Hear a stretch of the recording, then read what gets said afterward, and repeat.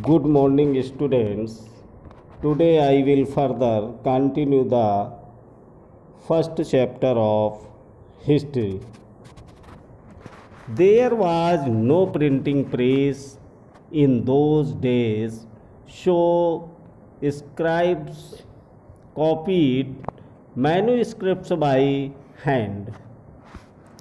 उन दिनों छापे खाने तो नहीं थे, इसलिए लिपिक या नकल नवीस हाथ से ही पांडुलिपियों की प्रतिकृत बनाते थे। Over copied A friends homework a simple exercise. अगर आपने कभी किसी मित्र के गृह कार्य की नकल उतारी है तो आप जानते होंगे कि यह काम आसान नहीं है। Sometimes you cannot read your friend's handwriting and are forced to guess what is written. कभी कभी आपको अपने मित्र की लिखावट समझ में नहीं आती होगी और आपको मजबूर होकर गैस यानी अंदाज ही लगाना पड़ता होगा कि क्या लिखा गया है। As a result, there are small but significant differences in your copy of your friend's work. फलस्वरूप आपके लिखे में और मित्र के लिखे हुए से कुछ छोटे मोटे लेकिन महत्वपूर्ण अंतर आ जाते होंगे। Manuscript copying in somewhat similar। पांडुलिपि की प्रतिलिपि बनाने में भी कुछ कुछ यही होता है। As scribe copied manuscripts, they also introduce small changes, a word here, a sentence there। पांडुलिपियाँ बनाते हुए लिपिक छोटे मोटे फेर बदल करते चलते थे, कहीं कोई शब्द कहीं कोई वाक्य। These small differences grave over countries of copying until manuscripts of the some text become substantially different from one another। सदी दर सदी प्रतिलिपियों को भी प्रतिलिपियां बनती रहीं और अंततः एक ही मूल ग्रंथ की भिन्न भिन्न प्रतिलिपियां एक दूसरे से बहुत ही अलग हो गई। This is a serious problem because we rarely find the original manuscript of the author today। इससे बड़ी गंभीर समस्या उत्पन्न हो गई क्योंकि आज हमें लेखक की मूल प्रतिलिपि शायद ही कहीं मिलती है।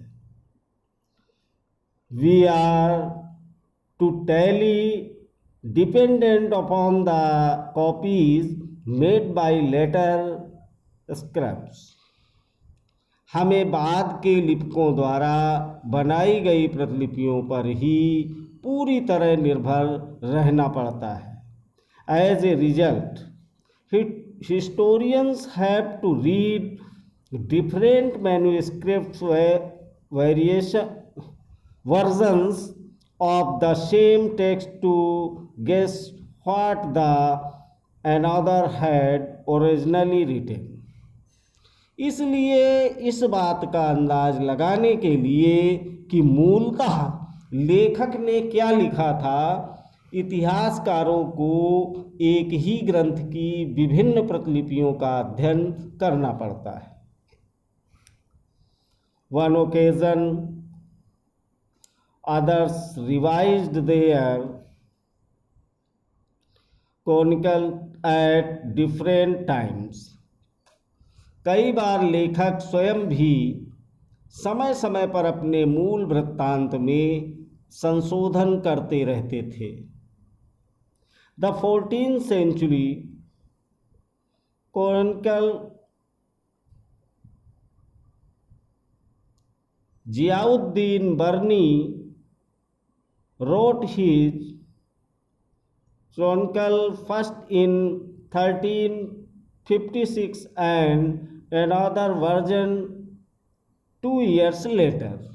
14वीं शताब्दी के इतिहासकार जियाउद्दीन बर्नी ने अपना वृत्तांत पहली बार 1356 में और दूसरी बार इसके 2 वर्ष बाद लिखा था।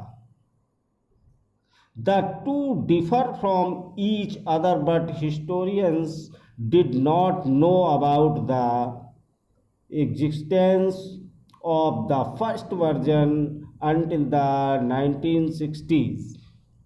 दोनों में अंतर है, लेकिन 1960 तक इतिहासकारों को पहली बार वाले वृत्तांत की जानकारी ही नहीं थी। It remained lost in large library collections। और यह पुस्तकालयों के विशाल संग्रह में कहीं दबा पड़ा था। New social and political groups. नए सामाजिक और राजनीतिक समूह। The study of the 1000 years between 700 and 1750 is a huge challenge to historians, largely because of the scale and variety of development that occurred over the period। सन 700 और 1750 के बीच के 1000 वर्षों का अध्ययन इतिहासकारों के आगे भारी चुनौती रखता है। मुख्य रूप से इसलिए कि इस पूरे काल में बड़े पैमाने पर और अनेक तरह के परिवर्तन हुए। At different moment in this period, new technologies made their appearance, like the Persian wheel in irrigation। इस काल में अलग अलग समय पर नई प्रौद्योगिकी के दर्शन होते हैं, जैसे सिंचाई में रहर, कताई में चरखे और युद्ध में आग्नेयास्त्रों, बारूद आदि का इस्तेमाल। The spring wheel in weaving and bat new foods and beverages arrived in the sub continent. और इस महाद्वीप में नई तरह का खान पान भी आया। कौन सा आया? Potatoes, corn, chillies, T and coffee. आलू, मक्का, मिर्च, चाय और coffee. Remember that all these innovations, new technologies and crops come along with people who brought other ideas with them as well। ध्यान रहे कि ये तमाम परिवर्तन नई प्रौद्योगिकियां और फसलें उन लोगों के साथ आए जो नए विचार भी लेकर आए थे। As a result, this was a period of economic, political, social and cultural changes. परिणाम स्वरूप यह काल आर्थिक, राजनीतिक, सामाजिक और सांस्कृतिक परिवर्तनों का भी काल रहा। In chapters, you will learn about some of these changes in chapter 5, 6 and 7. अध्याय 5, 6 और 7 में आप इनमें से कुछ के बारे में जानेंगे। This was also a period of great mobility. इस युग में लोगों की गतिशीलता, एक स्थान से दूसरे स्थान पर आना जाना भी बहुत बढ़ गया था। Groups of people traveling long distances in search of opportunity.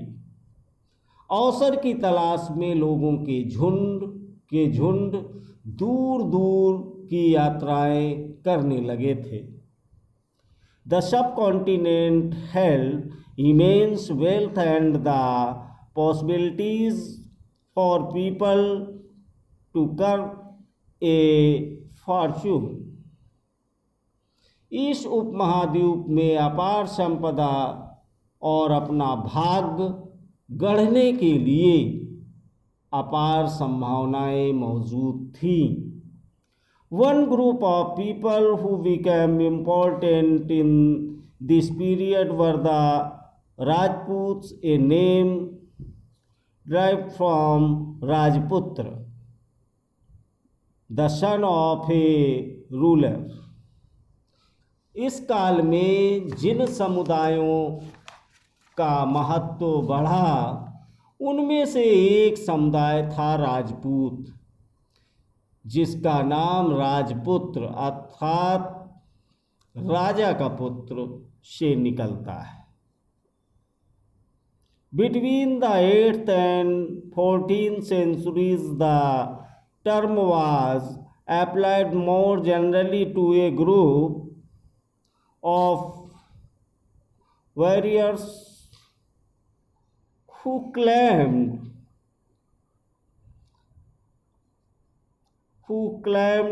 Kshatriya caste status. 8वीं से 14वीं सदी के बीच यह नाम आमतौर पर योद्धाओं के उन समूह के लिए प्रयुक्त होता था जो कि क्षत्रिय वर्ण के होने का दावा करते थे। The term included not just rulers and chieftains but also soldiers and commanders who serve in the armies of different monarchs all over the subcontinent. Rajput शब्द के अंतर्गत केवल राजा और सामंत वर्ग ही नहीं बल्कि वे सेनापति और सैनिक भी आते थे जो पूरे उपमहाद्वीप में अलग अलग शासकों की सेनाओं में सेवारत थे।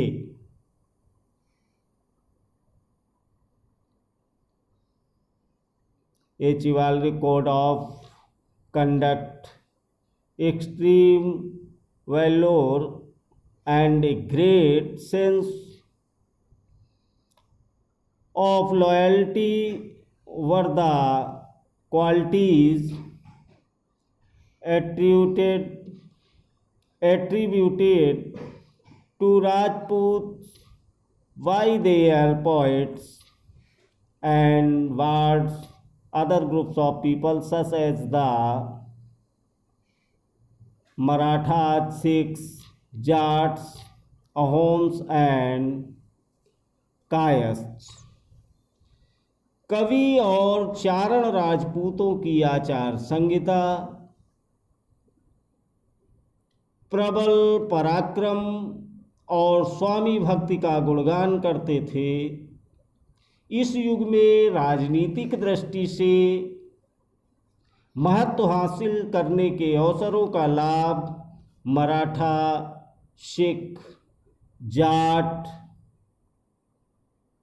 अहोम और कायस्थ, जिनको मुख्यतः लिपकों और मुंशियों का कार्य करने वाली जाति, a caste of scribes and secretaries also used the opportunities of the age to become politically important। यानी मुख्यतः लिपकों और मुंशियों का कार्य करने वाली जाति आदि समूहों ने भी उठाया। Throughout this period there was a gradual clearing of forests and the extension of agriculture, a change faster and more complete in some areas than in others। इस पूरे काल के दौरान क्रमशः जंगलों की कटाई हो रही थी और खेती का इलाका बढ़ता जा रहा था।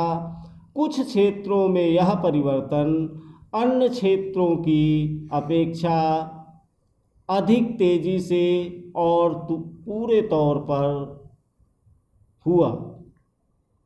Change in their habitat forced many forest dwellers to migrate। पर्यावास में परिवर्तन के कारण कई वनवासियों को मजबूर होकर अपना स्थान छोड़ना पड़ा। Other started tilling the land and become peasants. कुछ और वनवासी जमीन की जुताई करने लगे और कृषक बन गए। These new peasant group gradually began to be influenced by regional markets, chieftains, priests, monasteries and temples। कृषकों के ये नए समूह क्षेत्रीय बाजार, मुखियाओं, पुजारियों, मठों और मंदिरों से प्रभावित होने लगे। They become part of large complex societies and were required to pay taxes and offer goods and services to total lords. वे बड़े और जटिल समाजों के अंग बन गए। उन्हें कर चुकाने पड़ते थे और स्थानीय मालिक वर्ग की बेगार करनी पड़ती थी। As a result significant economic and social differences emerge amongst peasants. परिणाम स्वरूप किसानों के बीच आर्थिक और सामाजिक अंतर उभरने लगे। Some possessed more productive land, other also kept cattle, and some combined artisanal work with agricultural activity during the land season। कुछ के पास ज़्यादा उपजाऊ जमीन होती थी, कुछ लोग मवेशी भी पालते थे और कुछ लोग खेती में खाली समय में दस्तकारी आदि का कुछ काम कर लेते थे। As society become more differentiated, people were grouped into जातिज और some castes and ranked on the basis of their backgrounds and their occupations. जैसे जैसे समाज में अंतर बढ़ने लगे, लोग जातियों और उपजातियों में बांटे जाने लगे और उनकी पृष्ठभूमि और व्यवसाय के आधार पर ranks were not fixed permanently and varied according to the power, influence, and resources controlled by members of the jati. उन्हें समाज में ऊंचा या नीचा दर्जा दिया जाने लगा। ये दर्जे स्थायी नहीं थे। किसी जाति विशेष के सदस्यों के हाथों में कितनी सत्ता, प्रभाव और संसाधनों का नियंत्रण है, इसके आधार पर उसके दर्जे बदलते रहते थे। The status of the same जाति could vary from area to area. और एक ही जाति का किसी क्षेत्र में कोई दर्जा हो सकता था और किसी अन्य क्षेत्र में कोई और। Thank you.